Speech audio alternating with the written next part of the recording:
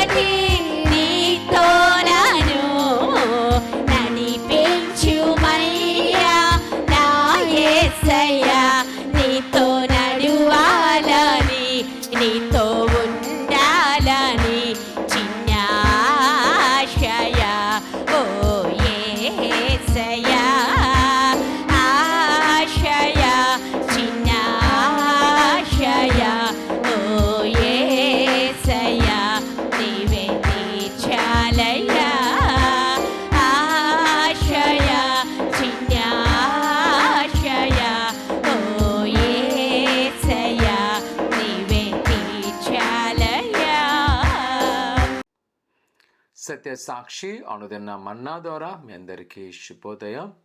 నేటి యొక్క ఉదయం 6 గంటలకు 9 గంటలకు 2 ఆరాధనలు ఉంటే ప్రతి వారు అనుకూల సమయంలో దేవుని సన్నిధిలో ఆరాధించి వినియోగించుకోవాల్సిందిగా కోరుకుంటున్నా.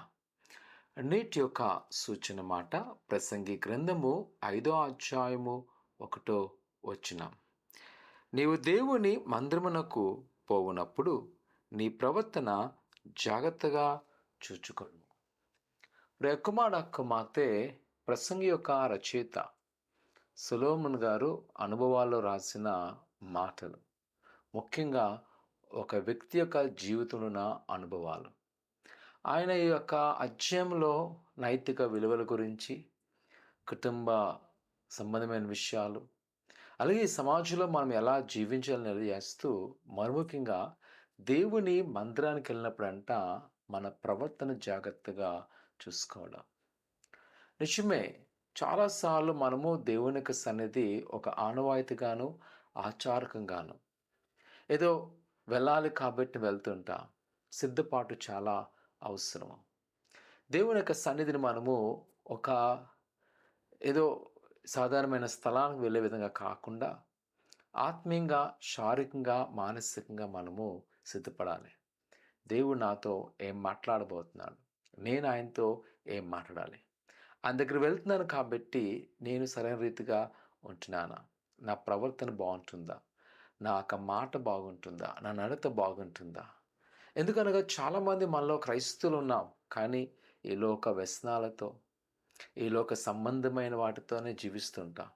అది దేవునికి అయిష్టమైనది. నేటి ఆదివారము దేవుని సన్నిధికి సిద్ధపడుతున్న మనము కుమార్తె మన ప్రవర్తన ఏ విధంగా ఉన్నది, దేవుని సన్నిధికి వెళ్ళేటప్పుడు మన ప్రవర్తన ఏ విధంగా ఉన్నది ఒక్కసారి మనము పరిశీలన చేసుకోవాలి.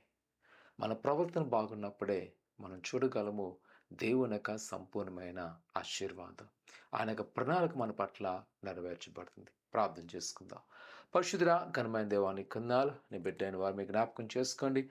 నీ కృపాదీవులతో నింపండి. ఆయన వారికున్న కొదులు, వారికున్న ఆటంకాలు ప్రతి వాటిని మీరు తీసివేయమంటున్నాను దేవాన్ని కొందాలు. మరి ముఖ్యంగా ఆయన నీ సన్నిధిలో మేము నమ్మకుండకు సహాయం చేయండి. ఆయన మంచి ప్రవర్తన కలిగి ముందుకు వెళ్ళకు నడిపించమాట దేవాన్ని కొందాలు. నీ కృపాక్షములతో నింపండి, బలపరచండి. ప్రతి కొదులు తీసివేసి ఏదైతే నీ సన్నిధిలో అడుగుతున్నామో వాటిని పొందుకుంటకు మాకు సహాయం చేయమని ఏసునామడుతున్నాం తండ్రి. ఆమేన్.